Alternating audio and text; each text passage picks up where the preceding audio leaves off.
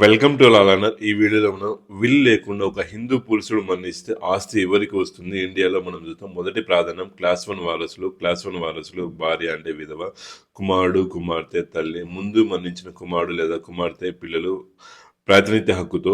Next class one వారసులు అందరూ కలిసి సమానంగా ఆస్తిని పంచుకుంటారు. ఒక క్లాస్ వన్ వారసులు ఉన్న ఇతరులకు ఏమీ రావు. ఉదాహరణకు ఒక హిందూ పురుషుడు విల్ లేకుండా మరణించి భార్య, ఇద్దరు కుమారులు, ఒక కుమార్తె ఉన్నారనుకుందాం. మొత్తం వారసులు నలుగురు. ఆస్తి 4 సమాన భాగాలు. ప్రతి ఒక్కరికి 20% చొప్పున వస్తుంది. అబ్బాయిలు అమ్మాయిలు సమానం.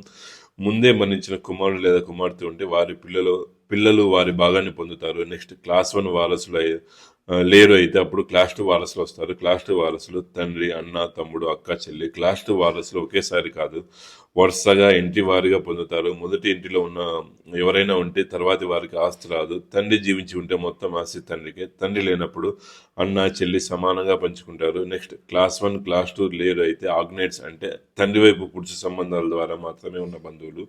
ఉదాహరణకు తండ్రి సోదరుడు, అతని కుమారుడు, దగ్గర సంబంధం ఉన్న వారికి ఆస్తి వస్తుంది. నెక్స్ట్ ఆగ్నేట్స్ కూడా లేకపోతే అప్పుడు కాగ్నేట్స్ వస్తారు. అంటే పురుష స్త్రీ సంబంధాల ద్వారా ఉన్న బంధువులు. ఉదాహరణకు తల్లి సోదరుడు, తల్లి సోదరి కుమారుడు, దగ్గర బంధువుల ఆస్తి.